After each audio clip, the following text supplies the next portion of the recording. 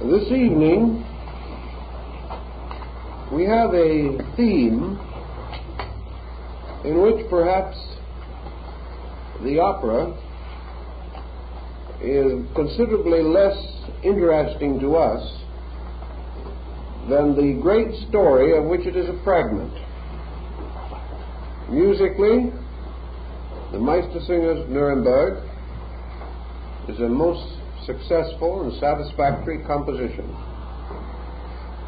but it involves so many elements that perhaps are not so well known, and the story itself is rather light, not especially substantial, that we have been taught to regard it as a music comedy or an operatic comedy. This term is very successfully applied, largely due to the fact that comedy is carried by one person, the marker, and much depends upon his ability for the humorous situations. Actually, the opera has a number of very serious undertones, and like most great comedy, it must be a combination of involved factors astutely arranged. Now, our primary interest lies in the structure of what we term the German artisan musicians of that period. Head and shoulders above all the others stands the figure of Hans Sachs, whose historical estate, whose factual nature, is worthy of a lot of thought. Wagner actually goes so far as to introduce into his opera some fragments of the original music composed by Hans Sachs. But these fragments have been, of course, adapted by the master musician to his own purposes. Hans Sachs himself stands as by far the dominant figure in a movement which began considerably before his time and extended into the century after his death. And this movement, beneath the surface of the life of Europe, has its roots in a very great antiquity and in very solemn and serious matters. So we want to begin by a little study of this man himself. In the opera, he's introduced as a shoemaker. He was a master of the guild of the shoemakers. We remember another great shoemaker, and that was Jacob Böhme of Görlitz, the famous mystic. And just as Böhme worked both on the soul of the shoe and the soul of man, somewhat a similar situation existed with Hans Sachs. It is not generally known, for example, that Sachs wrote nearly 5,000 poems and over 200 plays. Nor is it generally recognized that he contributed a number of very serious works approaching political and economic problems with the spirit of the guilds.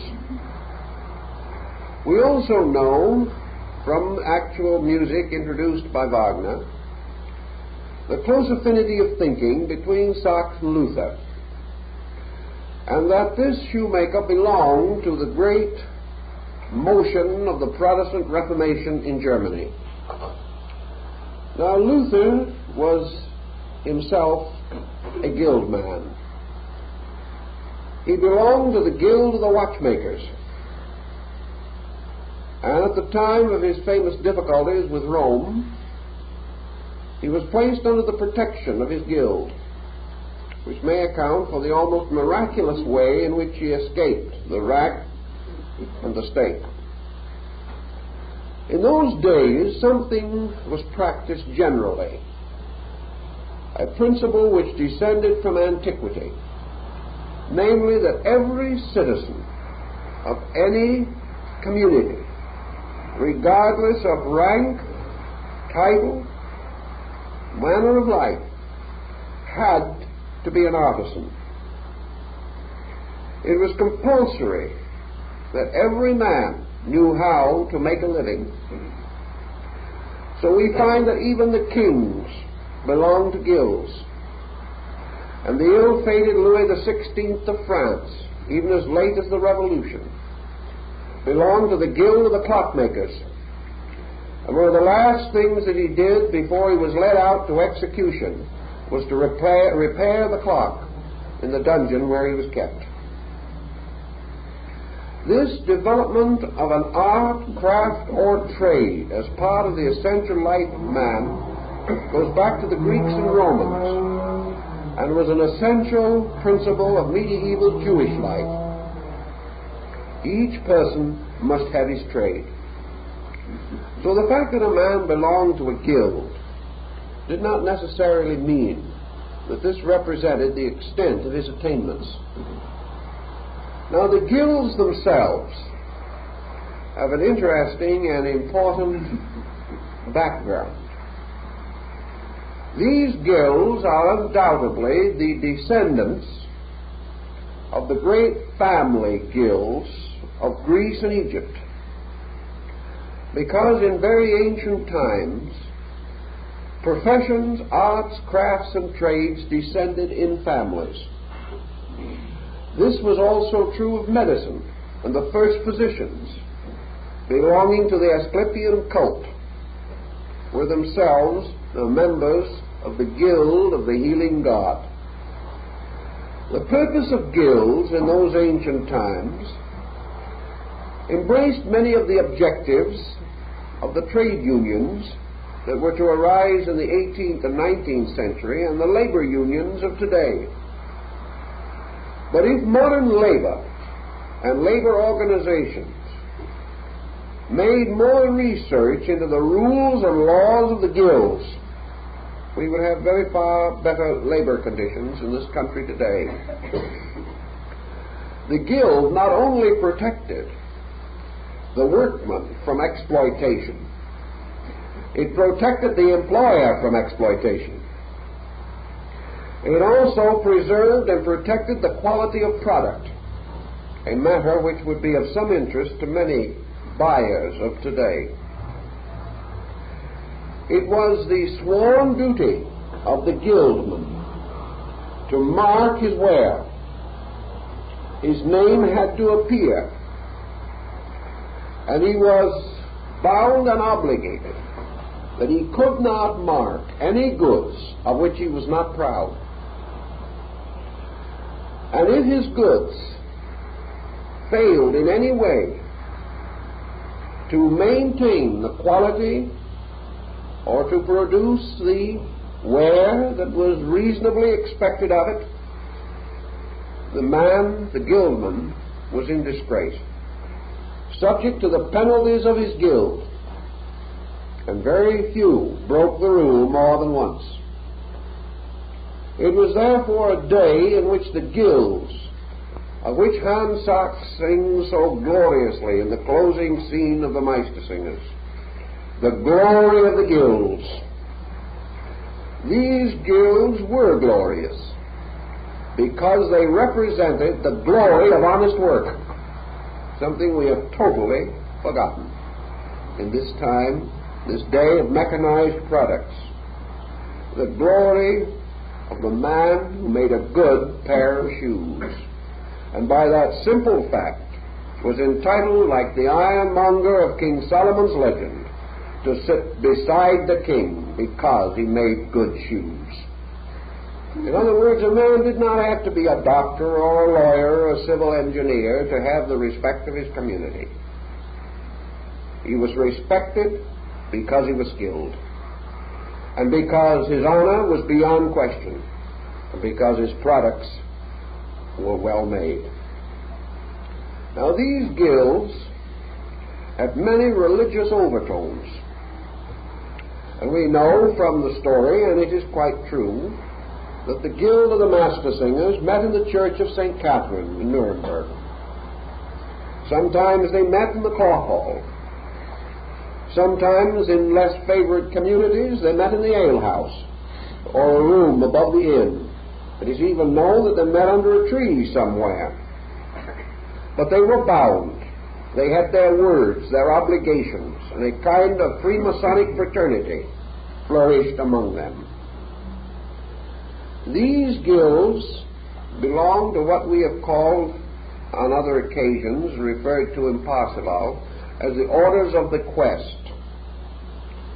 They were a non-theological religious body, a body which worshipped by the sacrament of honesty and united their efforts in fraternity and cooperation.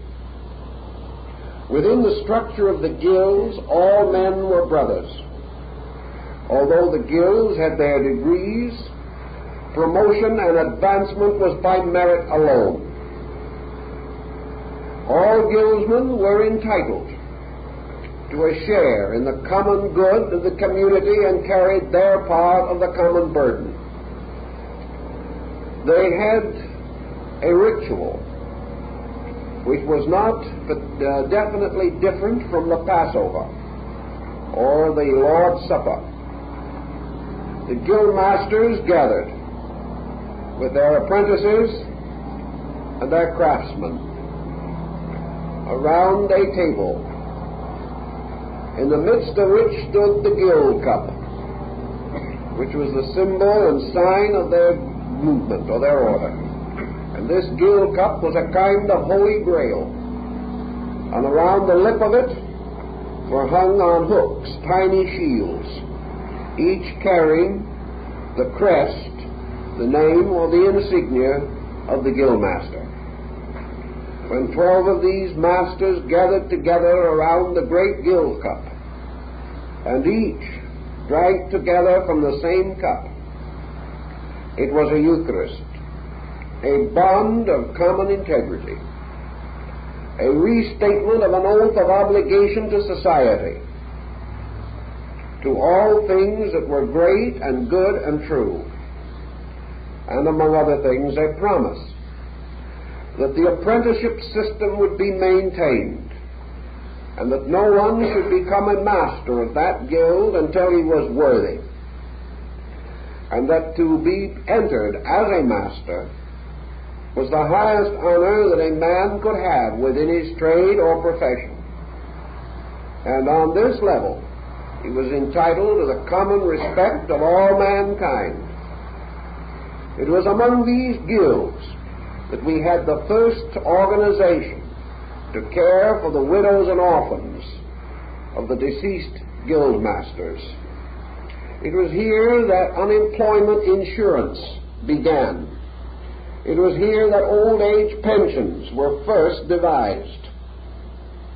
For it was within the guild that man set up his great protective mechanism of common responsibility. It was also within the guilds that democracy had its earliest and most powerful statement. And long before the political system of Europe permitted the emergence of democracy, it was practiced within the guild group. It was the law of the guild hall, and it was held as a sacred and solemn obligation. Now you can see that groups like this, scattered all over Europe, and particularly centered in Germany, that these groups of wandering or established artisans, each master with his apprentices, for it was not the proper duty of the master to have his secrets die with him. It was his proper duty to see that all the skill of the craft was passed on to those worthy to receive it, who were bound by obligation to in turn demand the same standard of integrity when their time came to pass on the secrets again. And today, after hundreds of years, we do not know and have great difficulty in discovering the secrets of the old bookbinders, the secrets of the early printers. We do not know today the secrets of the medieval tapestry weavers. These things were either lost or have still been handed down within family groups or within very small bodies of people, bound by the same rules as the old guilds. Now, the difference between the typical guild structure and that of the Minnesang or the Meistersinger was that these groups cut right through the guilds, in the sense that in the case of the Meistersingers, they were taken from any and all guilds. They were not reserved to the clothers or the shoemakers or the barbers. They had the right of initiating or accepting members in good standing of all guilds. Thus they became all-over organizations. But by their peculiar level of thinking, they were non-competitive. And the individual who became a Meistersinger was not in conflict with any other guild.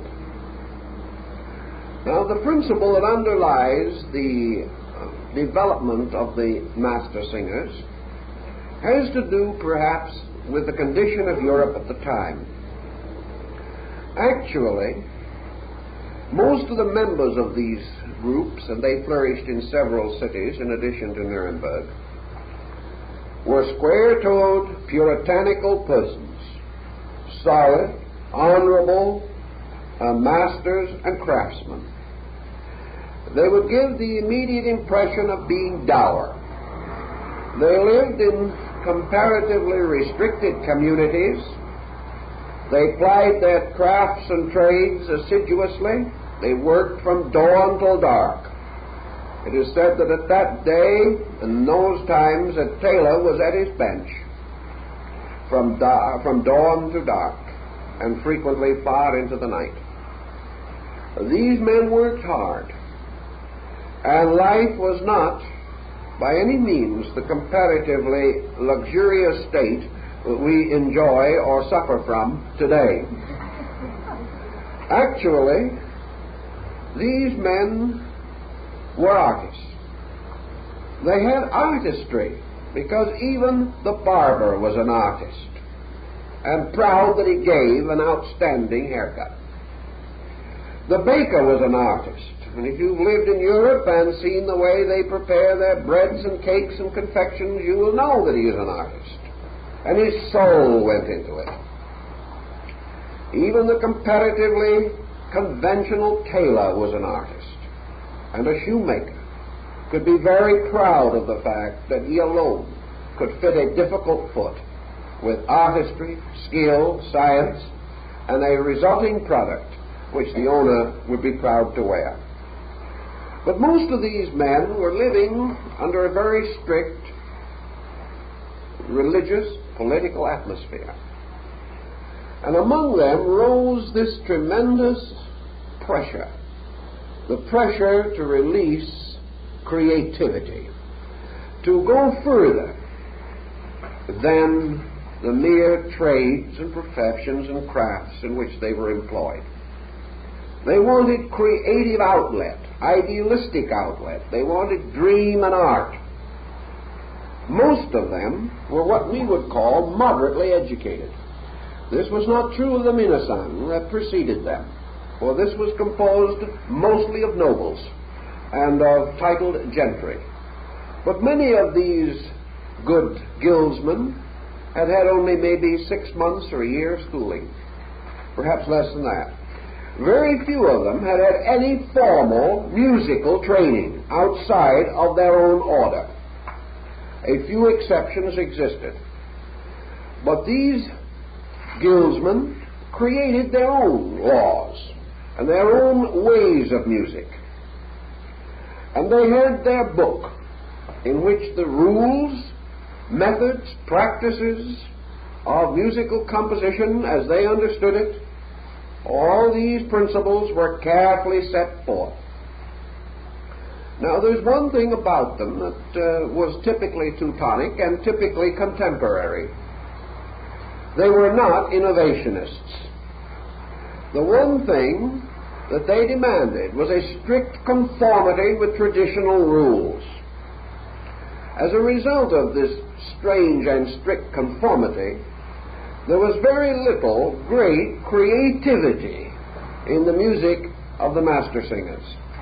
It has not come down to us with the tremendous vitality of a Bach or a Beethoven, not only because these men were trained, but because they were completely inscribed and circumscribed by small rules that almost prevented any creative expression.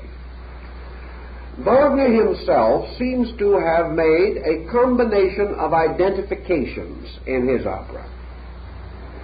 We see in him a man who perhaps in his own day was the greatest rule breaker in the entire world of music. He was a man who opened the way for an almost complete break with many traditional forms of composition, and in the development and balance of orchestration and the relation of orchestration to the vocal ensemble. He made many important innovations for which he was severely criticized in his own time. And it is believed that in the character of Beckmesser, the marker, who supplies the principal clowning of the story, that Wagner was aiming directly at a music critic whom he did not personally like, and whose real name appears incidentally in the original score, but was afterwards left out. In other words, Wagner now plays the part of the man, the hero, Walther himself, who dared to break the laws of music and had persecution and difficulty as a result, but was finally victorious in the spirit of his own high resolution and optimism. So there is a little personal feeling and a little personal sentiment running under the surface of this opera, which carries as one of its messages the break between traditional music and a new era of creative composition, where Wagner felt that he was in a pioneer position. Another interesting sideline to this problem rests in the development of the theme behind the Mastersingers themselves. We all have heard of the Irish and Welsh bards. We know the Orphic rites of Greece with their emphasis upon music. We know about the minstrels and the troubadours. But what we do not seem to recognize or seldom consider is that there are relations between these groups. There is a descent of a great overguild of music, just as there was a descent of a great overguild of architecture. The musical guild did not have quite the same outcome as the architects' guilds, from which came finally the Masonic orders of Europe and America. But the music guilds and the great development of them did have important religious philosophical background. The Minnesang, or the 12 High German poets, was a group that began probably in Provence, where the king was a minstrel, where the court was made up of troubadours, and where a strange, almost Arabian Nights world flourished for a time, and from this same area came the strange, somber, mysterious figure of Michael of Notre Dame, whom we call Nostradamus, who was associated with the court of Provence as personal guide, guardian, and physician to the king René of Provence, who was also at that time king of the Holy Roman Empire. So in this area we find the rise of this guild of musicians, and we have one interesting note about the old Minnesang.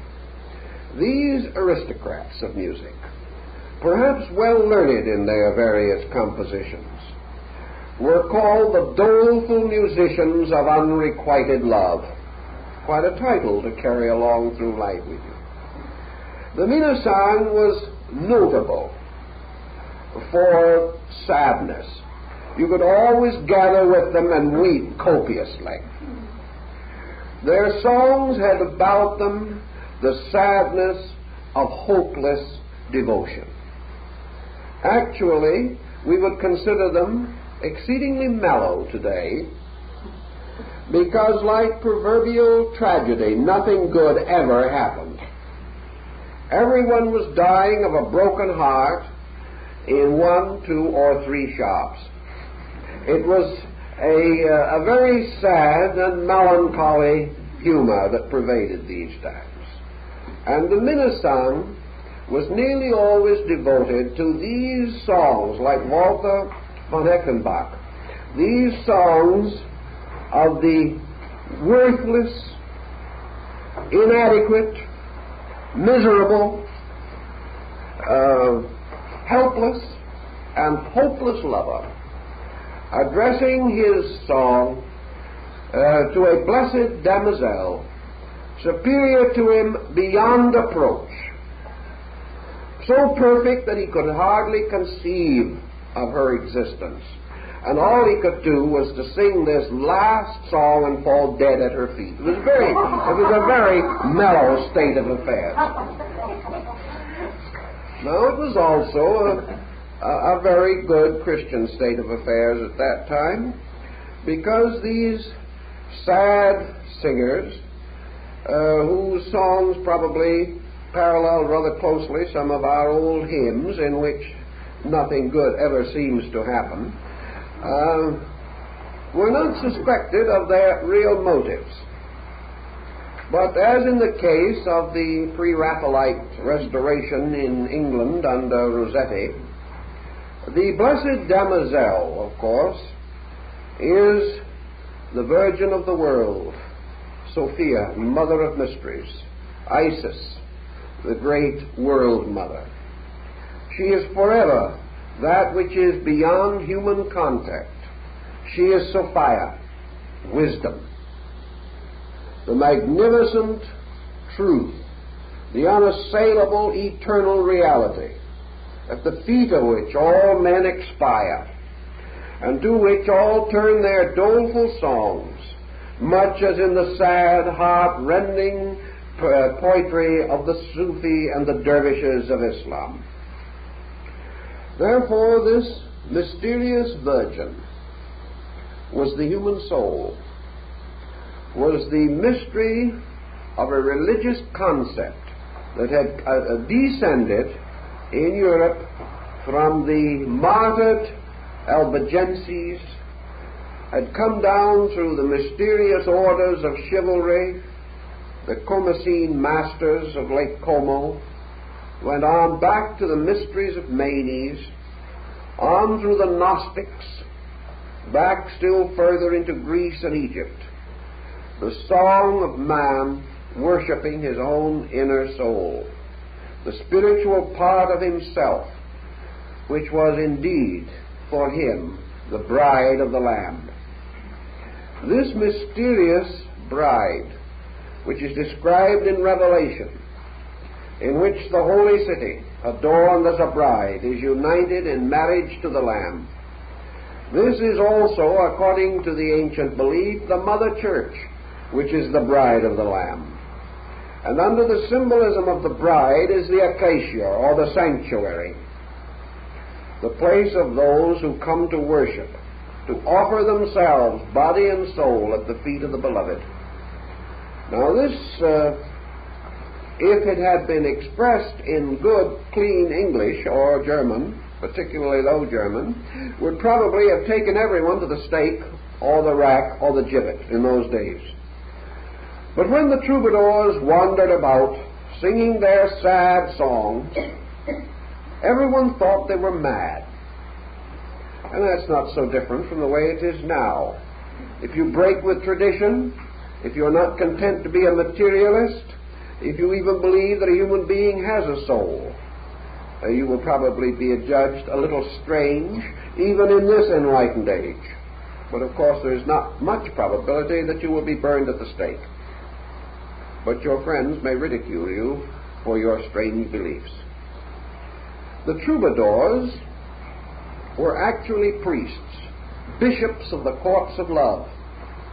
The word minstrel means a minister or a priest, although it has gotten very far from that time by the occasion in which it reached the old-fashioned river boats on the Mississippi. But a minstrel man was a priest. A trouvier was a bishop. These bards and singers were the members of secret mystical orders who used these media for the perpetuation of their secret knowledge, much as the alchemists used their chemistry. And the rise of the courts of the rose, the romans of the rose, which is an acrostic, of course, rose being a rearrangement of the letters of the word eros, which means love. So that this mysterious symbol was always present in the rituals of the troubadours, just as it occurs in the final magnificent vision of Dante's Paradiso, in which the heavens unfold upon the petals of 1,000-petaled rose. So the rose became the symbol of the heart. It was the crest sign of Martin Luther. It belonged to the great Reformation that struck Europe, in which authority was to be moved from the church to the heart, and each individual was to raise within himself the matchless altar of his own soul. The courts of love were therefore not places of debauchery, as those who were uninitiated were taught to believe, any more than Omar Khayyam spent most of his time wine-bibbing. These were symbols of the wine of life, and the rose of great love, the rose and the lily. And around the motto of the ancient troubadours was the biblical quotation, the rose of Sharon and the lily of the field. These represented the union of spirit and soul in man, the bringing together of the divine and human in a great Eucharistic mystery, the mystery of a sacrament. So these factors all flowed together to become the underworkings of the guilds. And the guilds took on this sacred destiny of perpetuating the improvement of men. And in the guilds and over the guilds, we find these other organizations that were not limited to a trade or profession, but had free access to many of them, and formed therefore a common meeting ground or a place of common connection. And when the courts of love were called, it was not for amatory reason, but to solve problems of state, to decide the courses of action under the tyranny of the times, and to protect the rights of man from the pressures of a feudal system which still dominated the European mind. Thus we have a new and greater respect for the guilds and all that they stood for when we learn to know them better.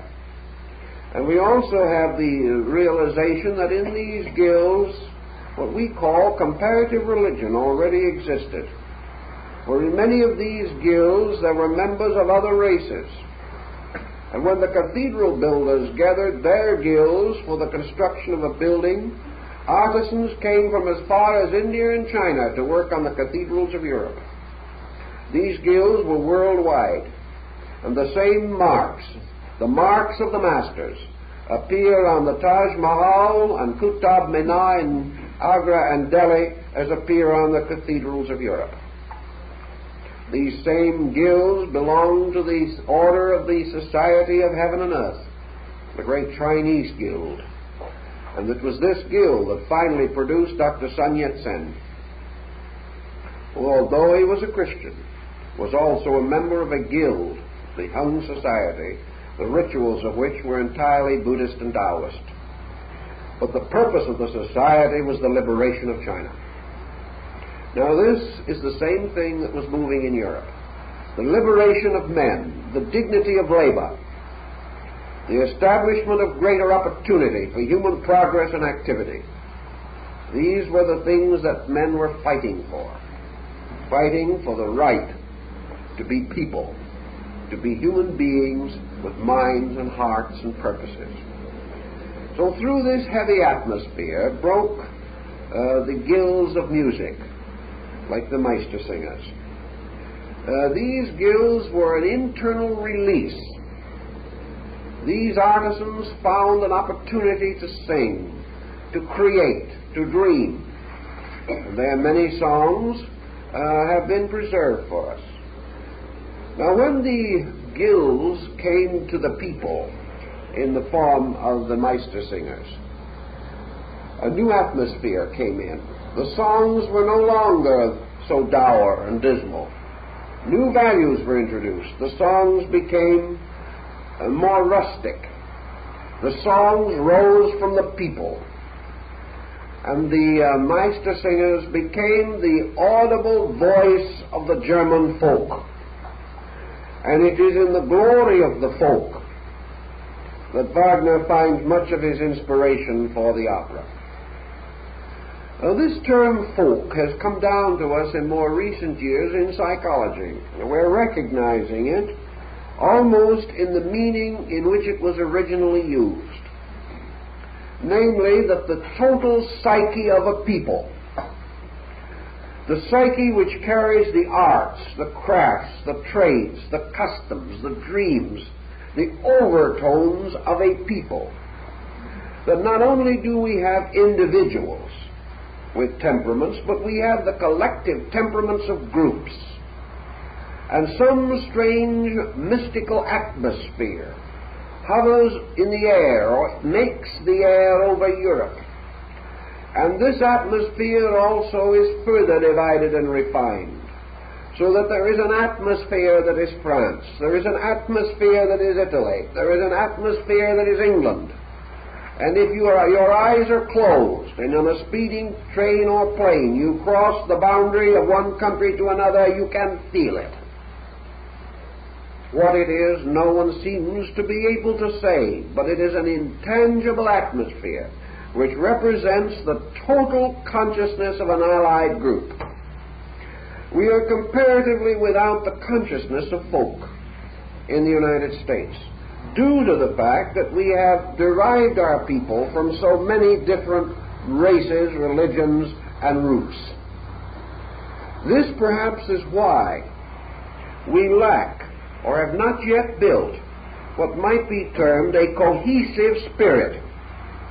We are still in an age of rugged individualism, in which we no longer, or do not, think of singing of the glory of the group. The folk represents the victory of the group over the individual, but not the tyranny of the group. It represents in a mysterious way the instinctive union of psychological force. The folk gives us the music of a people, the music and the chant, the ritual and the mass. The folk gives us the old songs, the folk songs, that are still nostalgic in our remembrances. There may be many pieces of music, but there are seasons of the year when Old Lang Syne seems to be about the only thing that exactly fits the situation. This is folk.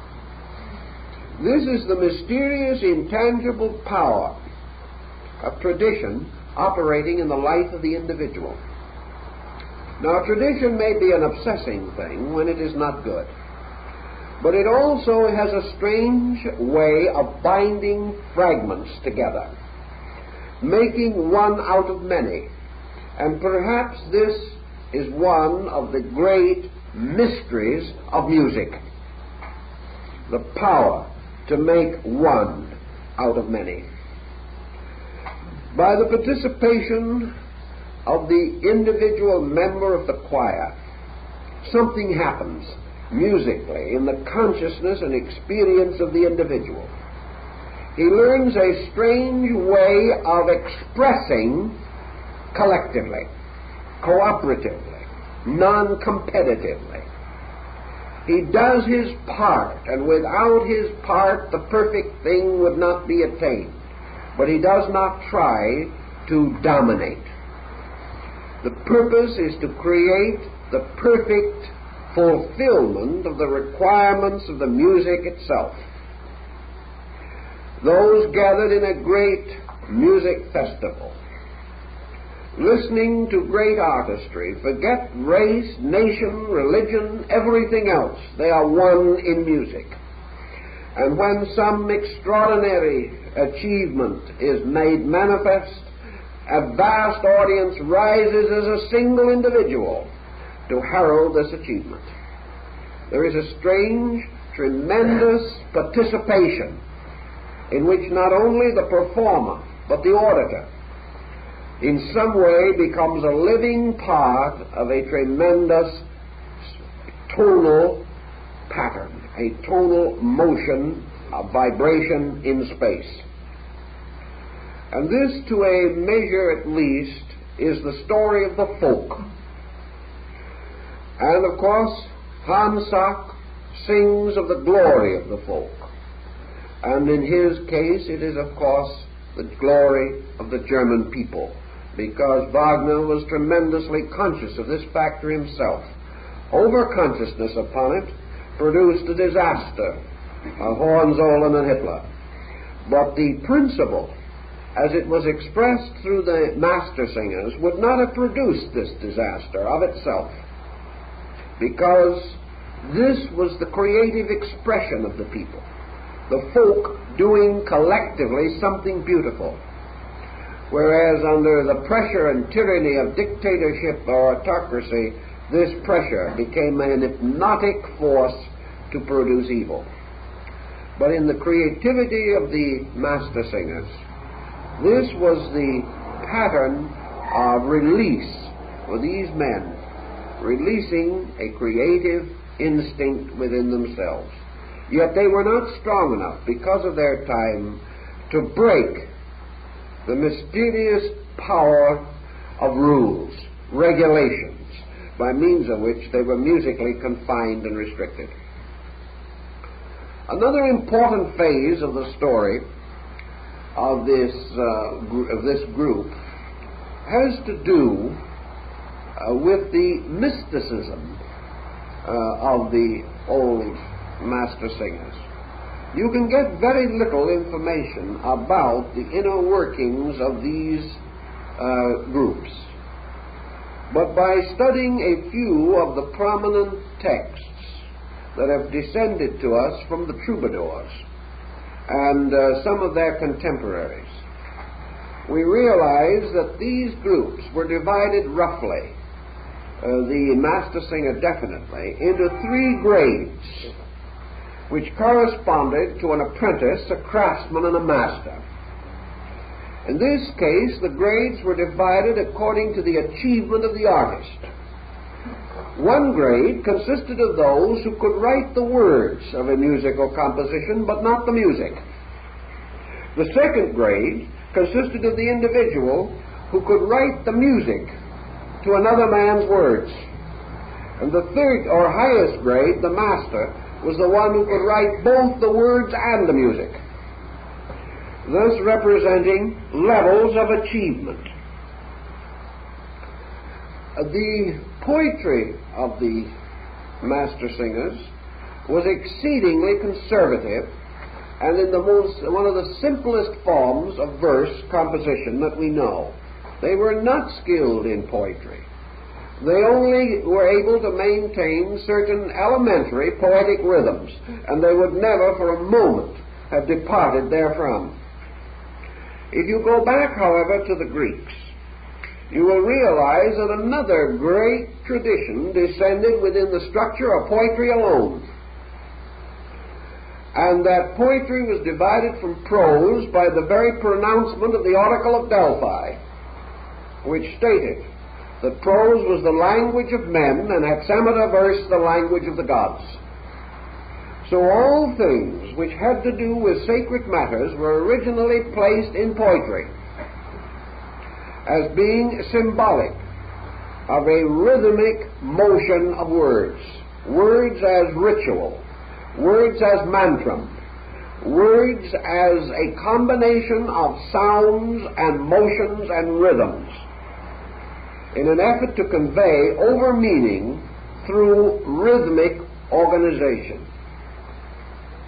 So the songs, the mystical parts of the stories, were placed in verse, and the appropriate masters, if necessary, compiled the music, or prepared it, composed it, for the use of the poets.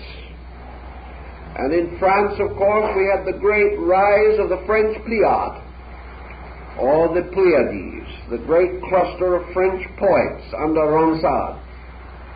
And this group of poets was up to its neck in politics, fighting like Francois Villon for the invisible empire of the beggars. And we think of him only as a ruler over outcasts. But this is far from the truth, because the great courts of the troubadours and trouviers were held in the sewers of Paris, because it was here that the humble, the meek, who should inhabit the earth, were called to their labors. All these things were tied together in a very strange and wonderful way, and they moved together into the great era of reformations, in which finally, after the development of the Western Hemisphere, after the destruction of the Spanish Armada, and many other things, the rise of liberalism became possible. And we had the era of revolutions, which resulted ultimately in the establishment of the democratic way of life on a political level. But all of this was pressed forward by thousands of years of conditioning. Men do not change overnight. Democracy was not achieved by the signing of a paper, but by the gradual development of instincts within the folk of people, within the souls of people. For only when the soul is prepared can it carry the burden of decision. Until then, it is not strong enough to speak and have its words heard and understood. Now, there is no evidence of any great or profound symbolism under the basic story of the Master Singers as we know it. There are intimations that Wagner was telling a symbolic account. But this symbolism is almost only pointing up the basic theme of the Master Singers themselves. It is inviting you to look up the major theme, not merely to be satisfied with the story. The story is extremely simple. It has to do with this group of solid citizens, and in the first part of the opera we find them gathering in the Cathedral Church of St. Catherine in order to have their regular and proper meetings. Here we are introduced to the venerable, beloved, all-wise Merlin of the group, Hans Sachs. Here we also come to know other members of this rather august body, dignified, majestic, with the simplicity of the shoemaker, the barber, the baker, and the tailor. And yet in this circle they were all of consequence, and no royal court could have gathered with greater decorum. We also find that in this community was another guild, which is represented in our story by a wealthy goldsmith. Now, of course, the guild of the goldsmiths was certainly handling rare and precious materials and demanded great artistry, as we know from the reputation of Cellini and others under the great wing of the Medici, the great and skillful workers in precious metals. Now, the prominent citizen, the fine member of the gold makers, of the gold workers guild, had a daughter, Eva, and he was a little concerned with local conditions. He had looked around among the rich burghers from whom he might hope to select a son-in-law, and was complaining and generally upset by the fact that he did not feel that local conditions were quite in order. The honor, the dignity of certain professions was apparently failing a little. These rich merchants and neo-nobles, where he might have sought, did not live up to his standard of a proper husband for his beautiful daughter. So gradually this conspiracy developed, with her consent, ultimately, that she would marry the winner or victor in the great competition of the Meistersingers. In other words, whoever was awarded the wreath and chain of victory would then be entitled to have her hand. The young lady, however, put a proviso on it, namely that she could refuse to marry the individual. But if she did, she promised she would marry no one. So it was either the Meistersinger or an old maid. So naturally, she was considerably concerned with the outcome of this particular competition that was soon to take place. Now, into this situation wanders a young Franconish knight whose name is Walther, and his background is a little mysterious because he is supposed to have been qualified. He studied under a great master of the old Meistersingers, but this master had been dead for a very long time, and no one was quite sure of the rules that this other master had established, and to which the young man must theoretically conform. It was not possible to know just how to judge him because of his remote connections. Also in this situation, we have another interesting dating problem going back to Wagner himself. This so-called comedy opera came to Wagner's attention as a theme, and he began to develop it about 1845. At this time, he was just completing Tannhäuser. And this was important because in Tannhäuser we have actually a fragment of the Minnesang, the older musical group which preceded the Meistersingers. So strangely, these two operas are intimately associated. And in Tannhäuser we see, in the Venusberg sequences and things of that nature, fragments of the old initiation rites of the troubadours. A situation that perhaps has not always been given the attention that it should. But here we find, on the level of the Minnesang, a much higher, more mystical, and more profound level of meaning and interpretation. But in any event, young Walther, who is the hero of the Meistersingers, obviously, inevitably, naturally, and operatically falls in love with the leading lady. That is a coincidence that can almost always be depended on. The hero nearly always becomes enamored of the heroine. There is, however, a mysterious interference here that becomes the basis, really, of the comedy factor in the story. And that is Beckmesser, the Maker, the man who is the scorekeeper, so to say, and who has the right to decide whether or not one of the competitors, or any of the competitors, has kept a sufficient number of the rules to win the contest.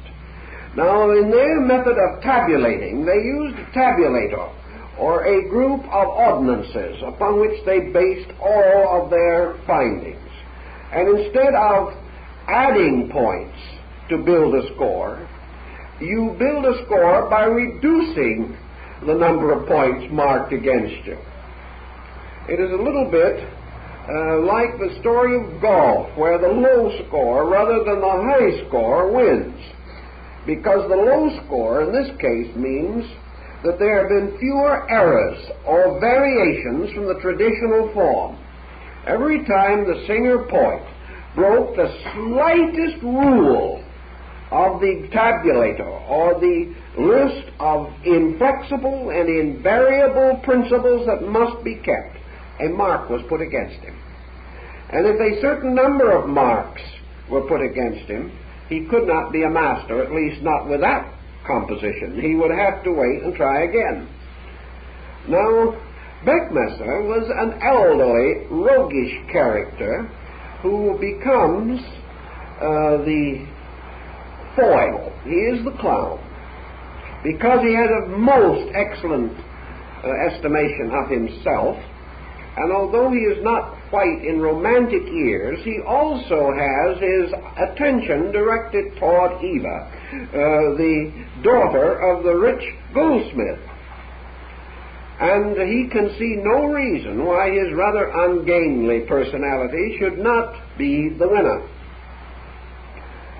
This causes him not only to perform a number of exceedingly clownish and ridiculous actions, but also to take a particular malice against young Walther, whom he recognizes as a potential rival in this situation. So as the Merker, he has the right to make every possible criticism that he can think of in an effort to prevent the young man from winning his position of master within the group of singers. And of course in the opera we see the Merker behind his screen or behind his little table with a curtain, and every time he can possibly find a fault in Walther's singing, there is great commotion and agitation behind the table, and with great ceremony the debit is marked against the young man. Everything that's possible is done to annoy him, and Beckmesser becomes a very amusing character, especially if well played. But in opera you have to be fortunate to get a voice that can also be a good comedian, so sometimes much of the comedy is lost. But there is where it is essentially located.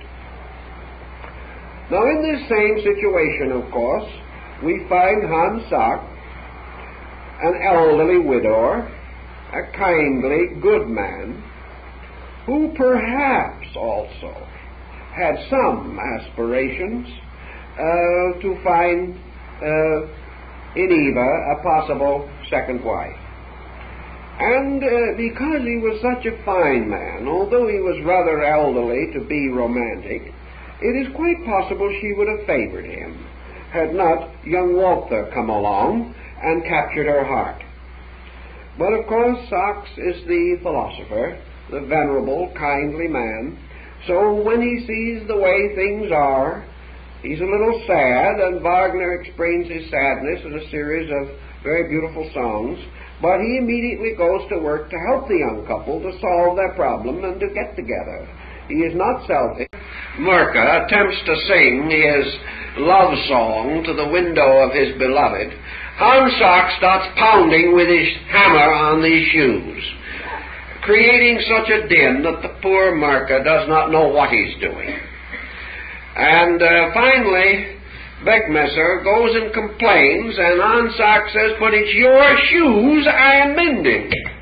You have said you must have them, and quickly. So you're going to have them quickly." Poor Beckmesser then says, "Well, don't have them now, because I'm trying to sing." But Sachs says he has to do the shoes. It's part of the deal. So finally they arbitrate. Hans Sachs says that he will not nail the shoe except when Beckmesser makes a mistake in his music, and Sachs will play the part of the Merker and mark down the errors. And of course it so develops that the errors are almost continuous, and before the song is nearly finished, the entire pair of shoes has been repaired because of the number of mistakes. Poor Beckmesser is by this time nearly hysterical. He jumps up and down, shouts and screams, and acts in a manner appropriate to the comedy relief of the situation. The story unfolds in this way through the simple activities of the people of the community. And there is the gradual integration of these great so-called prize songs, which young Walter is said to have received in a dream. There is some temporary misunderstanding between Eva and Hans Sachs, but this is cleared up, and the scene more or less moves around the house of the kindly cobbler or shoemaker. And young Walter, before the next competition, which is to take place, sings parts of his song to Hans Sachs in the shop. And Sachs very carefully makes notations on a piece of paper of certain things that he thinks are particularly fine. And young Walter will not sing the climax of his song, because he says that he will only sing when he is doing it for the competition. So the young man goes off to get dressed to go out and join the parade of the guildsmen. And in the interlude of a comparatively quiet stage, Beckmesser comes in and sees the manuscript with the notes of Hans Sachs laying on the table. He looks at it, and he sees that it is a musical composition. He does read music well enough to know that it is excellent, and he immediately decides to appropriate it for himself. So he slips the manuscript leaves in his pocket, and about this time Hans Sachs comes in. And Beckmesser begins to deride Hans Sachs for having written a love song, and insists that he is going to try, as this cobbler is going to try to take Eva away from him, Beckmesser, at the competition. Sachs does not know what it's all about. It's a complete mystery to him until he notices that the manuscript is missing. Then the thing clears instantly. So Sachs assures Beckmesser that he is not going to compete, that he's not going to take Eva away from him. In fact, he's not even going to sing the song. And under these conditions, he will even let Beckmesser sing it for him, so that Beckmesser can have this song, which almost certainly should win the fair lady. Well, now Beckmesser is jumping up and down in glee. He is almost hysterical for joy now. His peculiar fitting clothes, which are exaggerated for the occasion, are sticking out in all directions, and he is just like a jumping jack out of sheer joy at this situation. So he now feels almost certain that he's going to win. But of course old Hans Sachs knew the facts, knew exactly how it was going to turn out, and was not much concerned over the entire problem. And then of course comes a delightful scene on the banks of the river outside of the city of Nuremberg. Here we find the guilds gathering, and there are great parades, and Wagner introduces a delightful chorus with a waltz, which had not been invented at the time, by the way, but that doesn't interfere with the high drama any more than the introduction of a clock striking is notable in the play of Julius Caesar, in which clocks did not exist, but that is a poetic or dramatic license. But you have an interesting scene in the last act of the Meistersingers where the guilds parade in.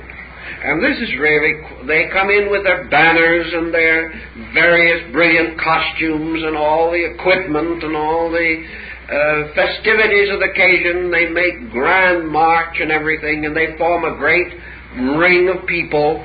And the villagers are all there, and the children are all there, and theoretically, if not factually, the local animals are all there. It is the great day. Everyone turns out.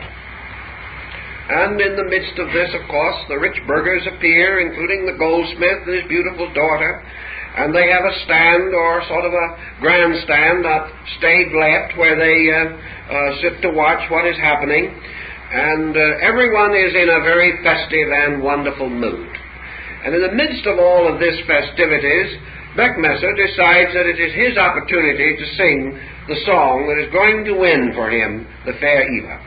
He's only made 2 or 3 slight errors, however. One thing, he forgot to memorize it, so that he does not really know the song. In fact, he got it so recently, he had very little time to do anything with it. The second thing was that he had not learned how to unite the words and the music.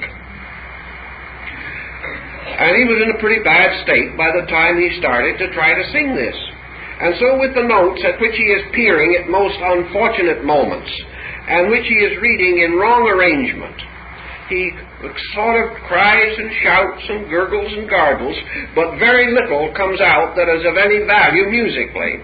And before he gets through, the entire group of persons around, all the judges and everyone else, are laughing uproariously at him, ridiculing him, and he is informed that he has not only broken all the rules that there are in the tabulator, but he has broken rules that were never up to that time invented even, so that he is in total and complete disgrace.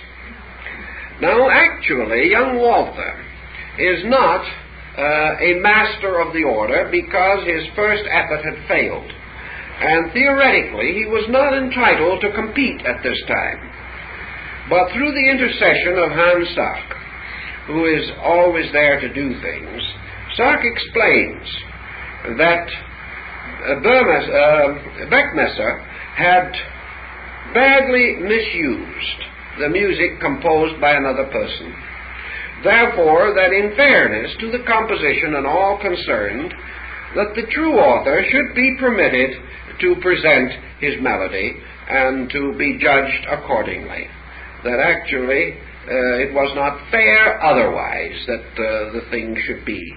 So in due course, young Walther stands out on the little mound in the middle of the stage where the master singer sings his number and sings his prize song. And at the end of the prize song, the music, although it is not quite traditional, Hans Sachs saves the situation by pointing out certain values and pointing out throughout that perhaps this music must be measured by its own internal laws and not simply by the rules in a book. That there is another kind of rule, the rule within the structure of music. And that if this rule is kept, if the real and great rules of harmony are preserved, that there may be other catalogues of values by which these things should be determined. Of course, Hans Sachs has such a venerable position that no one really wants to go against him, so he is accepted, his conclusion is accepted, and Walther, of course, is pronounced the winner. He receives the wreath, but refuses the chain which goes with it because of the previous rebuff at the time of his first musical appearance before the Meistersingers.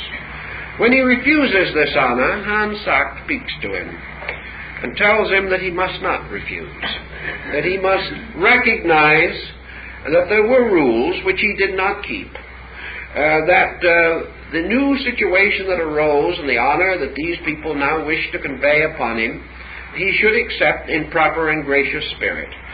And as long as he is also getting Eva in the bargain, he decides that that is the best thing to do. It is then that Hans Sachs sings his great song on the glory of the guilds and of the folk, telling not only the story of the master singers and all that they stood for and the great trade unions of Germany, but prophetically warning of the dangers that lay ahead for the country when these great unifying factors were no longer venerated and admired. This is such a moving song that at the end of it, Walther takes the wreath of the winner from his own head and places it on that of Hans Sachs. There is general and complete rejoicing. The goldsmith is satisfied with his new son-in-law, and everything ends on a note of very constructive and happy circumstances. This is approximately the story of the opera. There are the details, the apprentices and so on, but they do not add much to the color of the story. Here then we have the remnant of the old Minnesäng. Walther is actually singing this song to win his bride. And while the contrivance is a little different from the older contrivance, again, Eva represents the soul toward which the great song is sung. Again, Hans Sachs is old Gurnemanz of Parsifal. He is Merlin, the wise man. He is the counselor. He is the old way of wisdom. He is the initiator and the guide and the leader in this curious adventure which is to befall. Young Walter is again the hero of the world. He is the one who is to win his own soul through fair and reasonable competition, to be judged by a jury of his kind, and is to earn his right to be included within the great circle of the Mastersingers. The Mastersingers, of course, representing mature human beings, the citizens of the tribe or nation, the responsible persons in society to which the individual must earn, in which he must earn his place.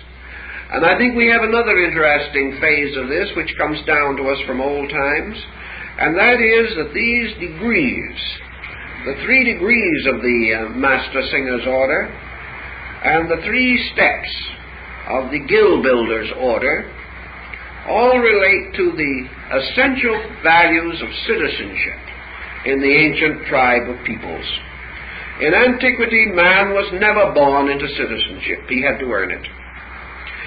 He was always advanced through 3 stages, from childhood to adolescence, from adolescence to maturity. In childhood, he was the one who wrote the poem but could not write the music.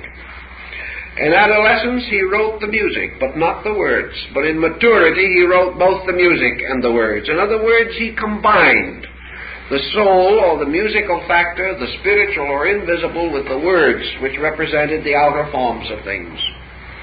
Thus he became the complete builder of a compound structure of spirit and body, represented by the song and the words.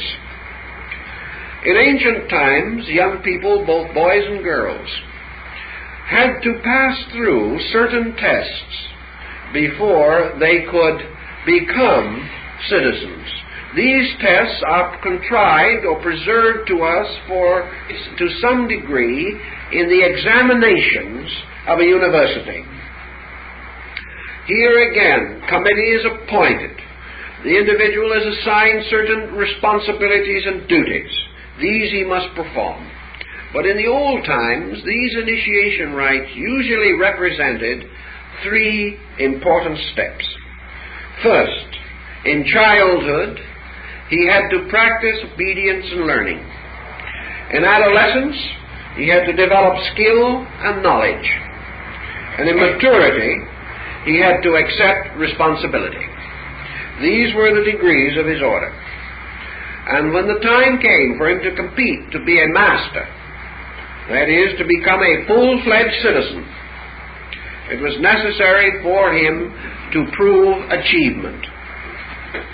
No one was permitted in ancient society to full citizenship in his clan, in his tribe, in his state, or in his nation until he could bring to that society a proven skill by means of which he could contribute to the well-being of the group. No individual at that time belonged to a leisure class. There wasn't any. No individual was permitted to live off of the group. No individual was permitted to live only by barter and exchange within the group. And this was an important rule of the Essene sect in Syria and the Lebanon. Every citizen must be a creative producer. He must actually contribute a positive and purposeful, useful trade or craft to the security of the group. So his initiation ended with his proof under trial, his ability to prove that he was a master.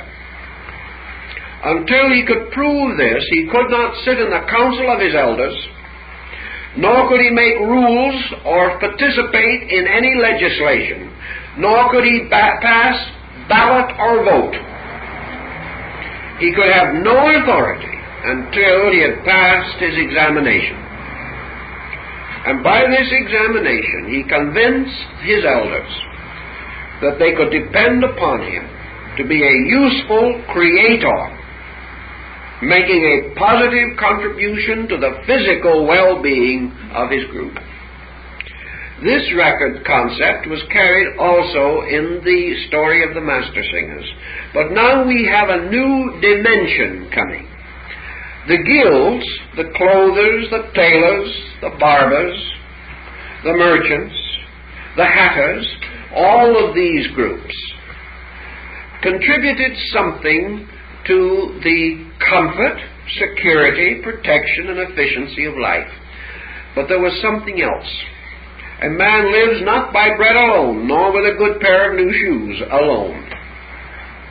Because a man may have all the comforts and commodities of life and still be unhappy. He can still be frustrated, and he can be without internal equilibrium, in internal well-being. So the Minnesang and later the Mastersingers came in as the over-guild in which individuals had to prove the maturity of the soul. Now this was a very important thing.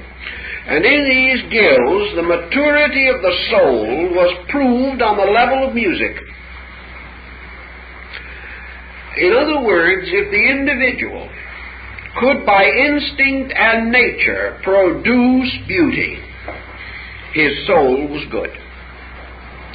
He did not have to know music, technically. Because instinctively, if he was an integrated being, he would combine tone in a way, simply because he could not endure it any other way himself. If, however, his instincts were not mature, if his psychic discrimination was not developed, he would not notice inharmony, or would accept it without question, or would not discriminate. And his condition, of course, is intimated in the case of Beckmesser, who never knew that he was no good. But if the individual instinctively moves in harmonic pattern, you have something that is very important, and I think we come across it strongly and dramatically in Oriental art. You do not have to be an artist to understand art, but you have to have a soul. You do not have to be a musicologist to enjoy music, but you will find that as you become accustomed to music, your taste will change. You will become more and more capable of appreciating music which at one previous time was beyond your comprehension. You will find that your taste for good music gradually unfolds, and you will also know why certain great composers have lived, even though you might not instinctively react to them. Ultimately, the musical maturity of the people elevates its musically great to the state and the condition to which they are entitled. And great musicians, gradually unfolding their own internal consciousness, come to certain common agreement as to what constitutes true greatness. In this way, the Minnesang and the Meistersingers became the soul artisans. They had to do with the release of the overtones in human nature, man's creativity on a psychic level. The individual is never completely creative if he labors only with his hands. The work of his hands is necessary and needed by his people. But a civilization without poets will never mature, and a culture without philosophers will die. There must be these overtones, and the stout, solid burghers of Germany experience this tremendous need for overtone. We experience it today, but we do not know what to do about it. We realize that our materialism is not correct, and most of us are desperately lacking in the opportunity for psychic creativity. We are no longer capable of doing things with the wonderful ingenuity which marked the habits and practices of our ancestors. Perhaps there is no place where this is more obvious, no time than right now at Christmas. 100 years ago, very few people ever bought a gift. It would have been regarded as something almost a disgrace. Today, very few people make one. Also, today, very few people who would make one and give it would be appreciated.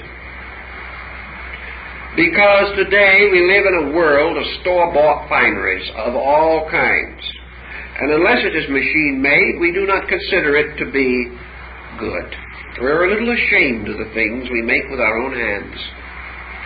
And yet, because we are so deprived, there is rising all over the world craft shops, backyard carpenter shops, little neighborhood activities where individuals make things, do things themselves because of the great and pressing need for human expression.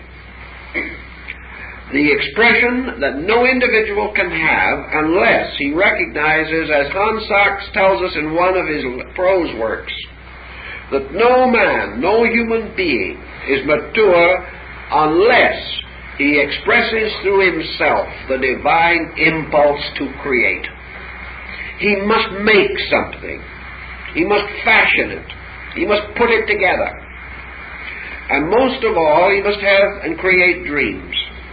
He must have visions within himself.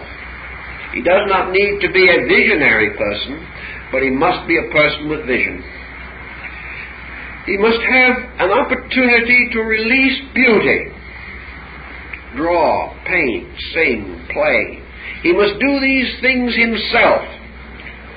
Sitting at the piano with one finger of each hand and trying to work out some simple melody means more in creativity within the individual than the purchase of $500 worth of symphonic records which he can listen to and do nothing.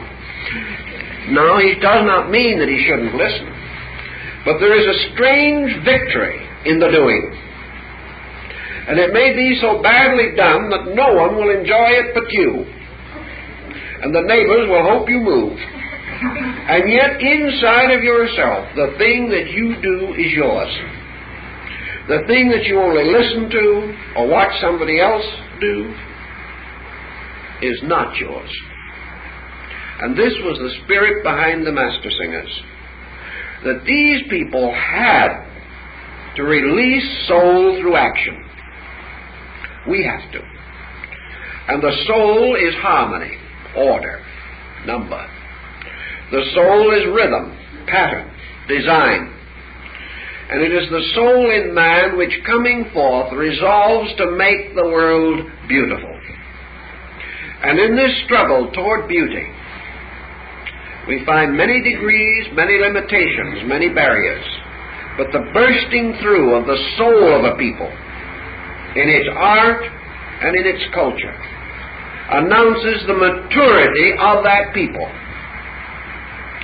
Thus the glory of the folk is expressed through the glory of the guilds, the creative bands of artisans who worship through work and who honor God through creativity, through becoming themselves creators of beauty. Therefore today, every modern person bound within a circle of humdrum experiences should have this creative outlet by decision, by choice, by the recognition of necessity. He should make things with his hands. He should dream things. He should learn to express the inner psychic power of his own nature. And perhaps today that is why we have so many organizations now springing up, weavers. And the effect of weaving alone upon the restoration of health among battle fatigue victims is tremendous. Weaving for backward children has shown that creativity, to do something, releases power. the making of pottery, the designing of fabrics, the making of furniture. All of these things are perhaps not too important in term end of production, but they are tremendously important in helping man to break through the mechanical routine of life, which carries him from the cradle to the grave without self-expression, without self-satisfaction of instinct. Where this neurotic pressure of limitation settles upon the individual, his health, his character, his affability, all these things suffer. So perhaps we need the guilds back. Perhaps we need the simple rituals of the guilds and the tremendous experience of ritualism. Because ritualism is again a union in action, like the cyclic dances of the ancient Greeks. The dance again is the union of man and motion. And this is a tremendous experience. This is why so much emphasis was placed upon it by the Orphics, and also by the Muslim mystic Jalaluddin, who declared that the rhythms of the body, if brought into harmony with the rhythms of the universe, represent a kind of illumination, a tremendous psychic experience of motion. In India, we have the mantram and the mudra. The mudra is a hand posture, traditionally as old and as restrictive as any of the rules on the tabulator of the Meistersingers. A simple hand posture to sustain a mood, to sustain an attitude. The mudra is always the expression of an internal, realized truth. And if this realized truth takes a certain form, the hand is placed in a certain posture, or is moved in relationship to the body. Now imagine how simple a thing a gesture is. It is about the most elementary motion we can make. And yet the simple fact that we place the hand in the symbolic posture of an idea will support that idea 100-fold, simply because physical action has been brought into harmony with purpose. The individual has done something. And the simple control of his body, so that the mind causes action, is most important, because no attitude, no inner conviction, no belief, no vision, no inspiration is complete until it is geared to action of some kind, either real or symbolical. So the shoemaker with his last gives the action, and the song of the master singer is the psychic overtone, which united with that action produces the compound of inner and outward activity meeting. And this compound is the secret of the vital perpetuation of life. Life cannot be perpetuated by thought alone, nor by action alone, nor by feeling alone. But when thought or feeling move into action, there is life, there is activity, there is a vibration set in motion that can never end. So these two levels became part of the German folk. And it is true in other nations also. The musical instruments involved, whether in China, India, Greece, or Egypt, are always designed from one of two things: either the human body or the mathematical formula of the universe, one or the other. The veena, the magnificent instrument of the gods in India, contains within its proportions and dimensions the whole structure of the solar system. So does the simple little moon lute of the Chinese. The Orphic lyre is also the solar system with its planets. And all of the instruments that are used in music are mathematically based upon universal law, because without such law there can be no harmony. So harmonic sound, harmonic interval, has a tremendous ministry in itself. because it relates to the vibratory principles of the universe. The individual who can compose and combine melody and lyric has a knowledge subconscious within himself that is very important to him, and has an experience from this union which is the same as the marriage of the sun and moon in the mystery of alchemical transmutation. Therefore, the sun and the moon, the music and the word, combining together give life. All of these principles were originally part of music. And if you'll go back to the Greeks, you will realize that in their time, the laws of music were so strictly and rigorously held that the state could pass rulings upon them. Any musician or composer in Greece was required to list his composition with the archons, or the judges of the city. The music, when played, was judged by the masters of the music arts. And if this musical composition was regarded as detrimental to the security of the state, the composer could be exiled and the music could be forbidden to be played, upon pain of punishment even to the degree of death. The Greeks were taking no chance with bad music. They simply did not believe in it. Pythagoras, wandering through a Greek city, was able to strike the keynote of architecture with his lute.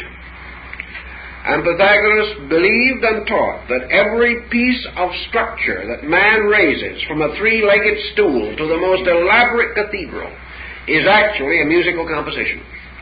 That it can be transformed into sound equivalent, can be played. And an antithetical chord can be found, which, if struck, will destroy the whole building, bringing it down as the trumpets brought down the walls of Jericho in the biblical story. Caruso, of course, was able to break a tumbler by singing its keynote, and there have been many such experiences recorded.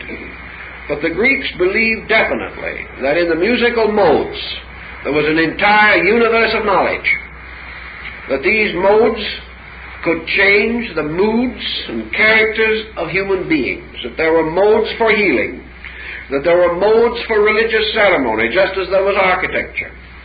In Greece, the temples of each order of deities were different architecturally, and no deity of one order was worshipped in the building of another, because it was declared that the veneration pattern created in the mind of the worshipper, if it was not in harmony with the architecture of the building, destroyed the pattern of reverence. These people were very particular about such matters. The same was true of their music. There was music for every occasion, as there is with primitive man. And today there are hundreds of drum rhythms in Africa, a drum rhythm for every mood of the human soul.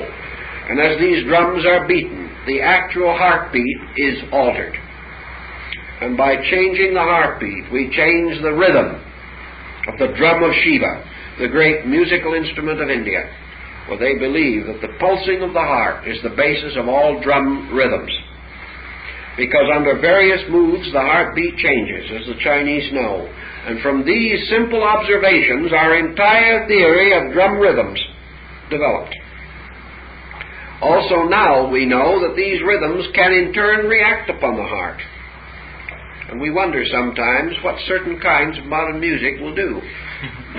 Can we assume that these tonal patterns, harmonic and anharmonic, with which we are constantly confronted, have no effect upon us?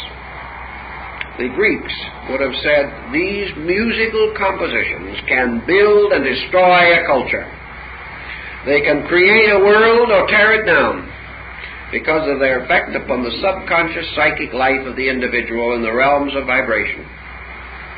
So these sciences were taught in the ancient guilds of music. The responsibility of the musician to the world in which he lived. His composition had to be played before an order of his masters. He was not permitted to give music to the world until it was tested, until the masters of his order were satisfied that he had kept the rules of good music, and that he was giving nothing that could hurt anyone. The therapeutic value of music in the modern world is being recognized. Gradually we shall develop the science of this until we know how to treat a variety of infirmities by this means alone.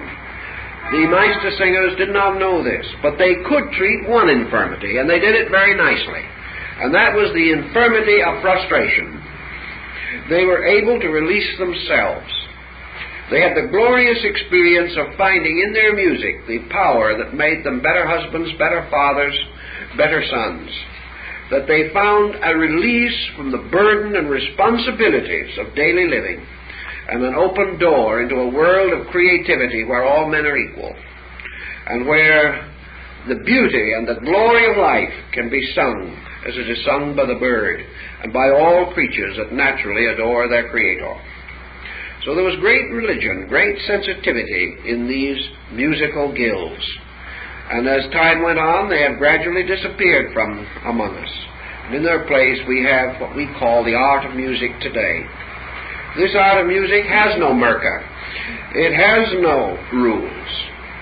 It has gone from the overburdening of laws to the absence of laws. Today, each individual who is an innovationist believes he is a creator.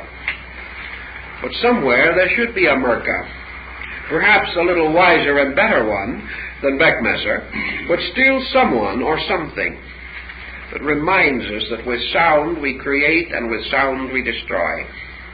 With sound we pick up the sorrowing heart. With sound we tear down the strength of nations.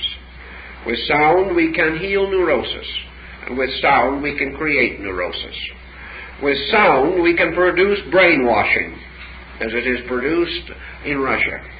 With sound we can lift man up to the elevation of an apatheistic condition, as in the celebration of the High Mass, and in some of the magnificent compositions that we know in the world of great music, such as, for instance, one that I particularly like, and that is the Mass of Palestrina. These musical things, these wonderful tonal patterns and pictures, tell us of the secret tradition in music, and how the musicians themselves, instinctively or otherwise, seem to touch and move in upon a world of unseen powers and values. In Wagner we have one of these tremendous creative forces. We have in Wagner perhaps one of the most amazing unfoldments of the music of the people. The sense of music as the stirring power of the traditional soul in man. In Wagner, music releases through man the old, the deep, the ancient, the folk in himself. It brings to the surface of him the legend, the fairy tale, the myth, and the allegory. It brings forward out of the ancient atavistic life he has lived the long, strange, locked story of himself. In Wagnerian music, the subconscious, the unconscious part of man suddenly merges toward the surface. It unlocks strange, deep mysteries. Perhaps this is one of the reasons it has had such a strange, almost demoralizing effect upon German consciousness for a long time. But it also unlocks the temples and gates of the old mysteries. It brings back the pageantries of long ago. It establishes the leitmotif theory, which is the one in which every value in life has a musical design. And from these key designs, every great melodic compound and harmonic compound is built until we are confronted with the universe itself as a magnificent symphonic composition composed of all the motives of every living thing blended into one magnificent choral mass. All these things we sense in Wagner, and we sense that perhaps he was an heir to the ancient troubadours. There is much to indicate that he knew their technique and their work. Perhaps he also was singing to his invisible and unknown mistress, the Virgin of the world. And he restores the old ways. He is the one great geographical misfit in music. He does not belong in that great unfoldment of the 3 B's that we hear so much about. He belongs rather in a strange medieval pageantry of an age of chivalry or an age of mysteries and rites and ceremonies. And through his music, some of the greatest surviving rituals of music drama are preserved for us. And in these we are very grateful to him. But we must not be overwhelmed by him. We must also recognize that in this torrent of release there must be organization. What each individual must do is realize that if he ever opens the strange Pandora's box of his own internal, he must be prepared with skilled hands and an open mind to use this power. He must have creativity, for release from within himself must have skilled creativity to direct it. So every man must, before he seeks to grow and know, must have the skill in his hands, the skill in his mind, the dedication in his heart, to use what pours through him constructively. If he does not do this, then he definitely perverts or misuses the tremendous resource that he has. Operas tell us much of this. The opera experience is something for the thoughtful. It is not true that music is for privileged classes, nor for leisure classes, nor for a few connoisseurs or musicologists. Music is for all men, and those need it most, whose other outlets are most limited. And in the gradual growth of music appreciation within the consciousness of man, we have one of the most maturing, enriching forces operating in society today. And this is about all we can do with our little series of 5 talks. We hope they have been helpful, that you have enjoyed them, and we take this opportunity of wishing you all the season's greetings in case we shouldn't see you again until after Christmas. And thank you. Gloriously in the closing scene of the Meistersingers, the glory of the guilds.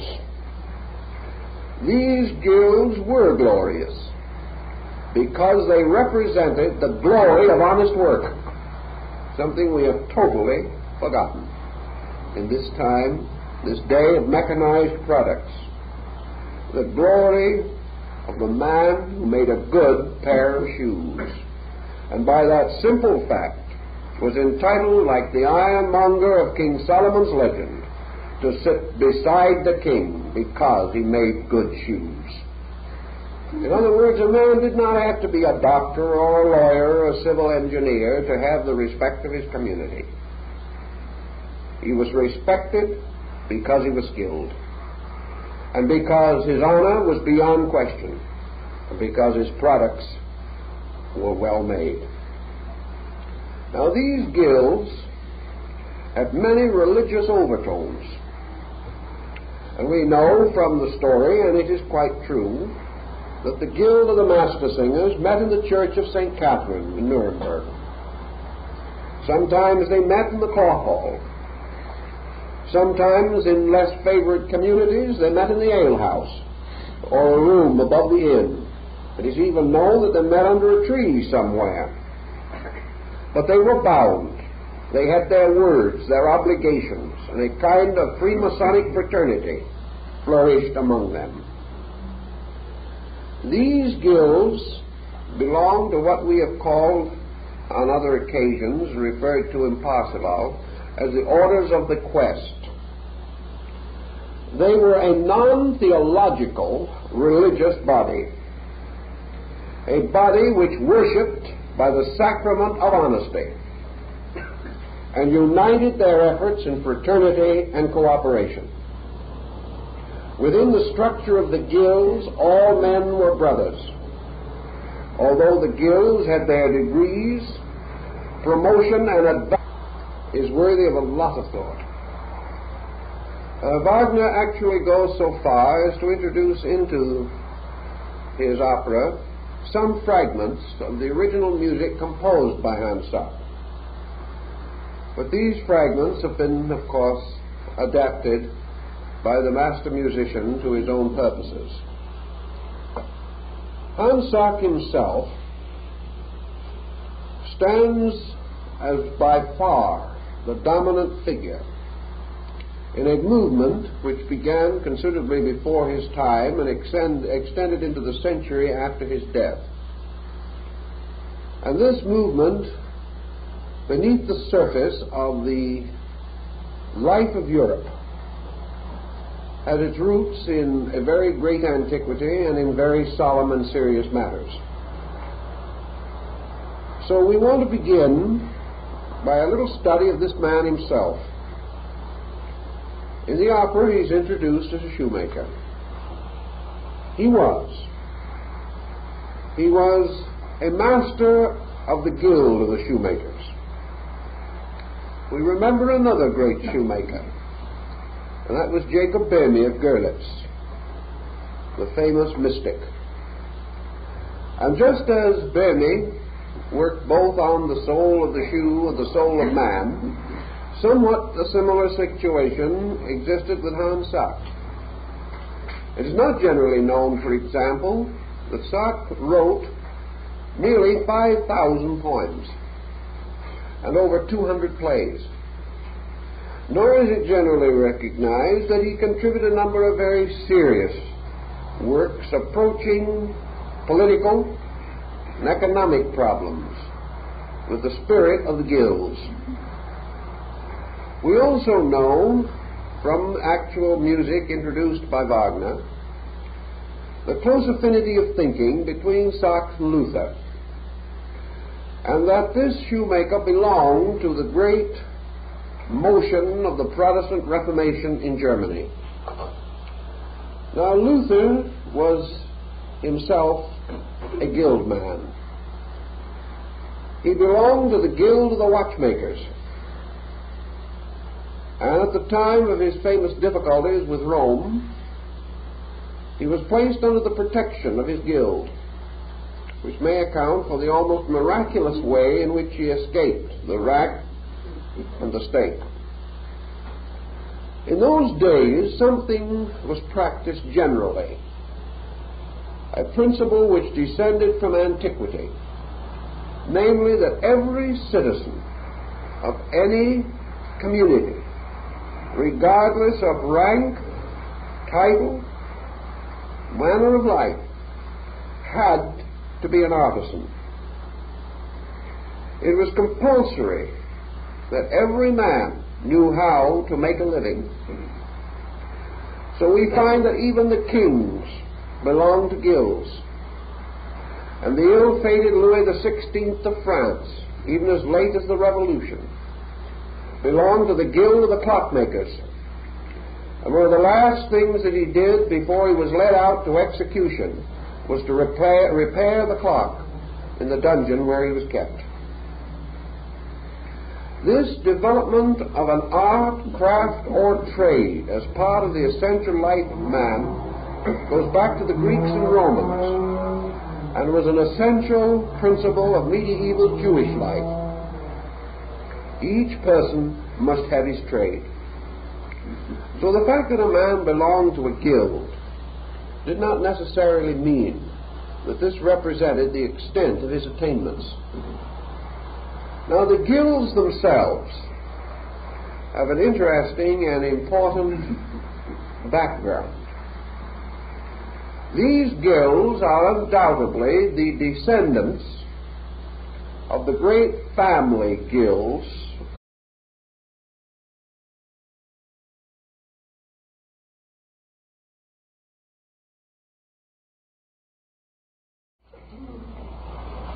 This evening, we have a theme in which perhaps the opera is considerably less interesting to us than the great story of which it is a fragment. Musically, the Meistersingers of Nuremburg is a most successful and satisfactory composition. But it involves so many elements that perhaps are not so well known, and the story itself is rather light, not especially substantial, that we have been taught to regard it as a music comedy or an operatic comedy.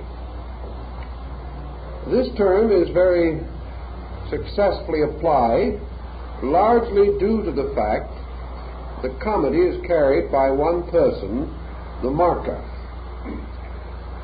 and much depends upon his ability for the humorous situations.